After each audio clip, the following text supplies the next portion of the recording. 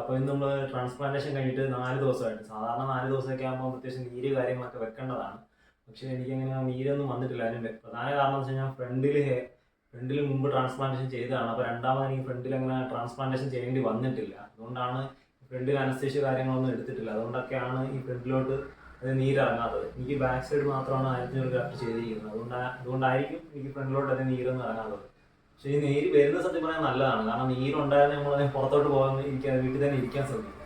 അപ്പോൾ നീര് കാര്യങ്ങളൊന്നും ഇല്ലാത്തതുകൊണ്ട് തന്നെ നമ്മൾ പുറത്തോട്ട് പോകുന്ന ടെൻഡൻസി കൂടുതലായിട്ട് വരും. കാരണം ഞാനത് കടിച്ചു പിടിച്ചിരിക്കുക. കാരണം നമുക്ക് കാണുമ്പോൾ വലിയ കുഴപ്പമൊന്നുമില്ല, വലിയ വേദനയോ കാര്യങ്ങളൊന്നും ഇല്ല. അതുകൊണ്ട് പുറത്തോട്ട് പോകാനുള്ള ഒരു ഇതായിട്ടിരിക്കും. പക്ഷെ അത് അത്യാവശ്യം മോശമാണെന്ന് തോന്നുന്നു. അപ്പോൾ ഇതാണ് എൻ്റെ ട്രാൻസ്പ്ലാന്റേഷൻ ചെയ്തിട്ട് ഇപ്പോൾ 4ാമത്തെ ദിവസമാണ്. 4ാമത്തെ ദിവസം അപ്ഡേറ്റ് ചെയ്താണ്. അപ്പം ഇത് താടിയിൽ ഒക്കെ ഒരു മുറിവെല്ലാം ഉണങ്ങിയിട്ടുണ്ട്. എന്നാലും ഇവിടെ തൊടുമ്പോൾ ചെറിയൊരു വേദനയുണ്ട്. ഇതൊരു മൈന്യൂട്ടായിട്ട് ചെറിയ വേദനയുള്ളൂ, അല്ല വലിയ വേദന കാര്യങ്ങളൊന്നും ഇല്ല. പിന്നെ ഇവിടെ ഓയിൽമെന്റ് ഇട്ടിരിക്കുകയാണ്. രാവിലെ നമ്മൾ ക്ലീൻ ചെയ്തിട്ട് NS വാട്ടർ വെച്ച് ക്ലീൻ ചെയ്തതിന് ശേഷം ചെറിയ ഓയിൽമെന്റ് അപ്ലൈ ചെയ്ത് കൊടുക്കണം. ബാക്ക് സൈഡിലാണ് തന്നെ. ഇതാണ് ബാക്ക് സൈഡ്. ബാക്ക് സൈഡ് ആണെങ്കിൽ നമുക്ക് തൊടുമ്പോഴോ വേദനയോ കാര്യങ്ങളോ ഒന്നും തന്നെ ഇല്ല. ബാക്ക് സൈഡെല്ലാം ഒരു ഉണങ്ങിയിട്ടുണ്ട്.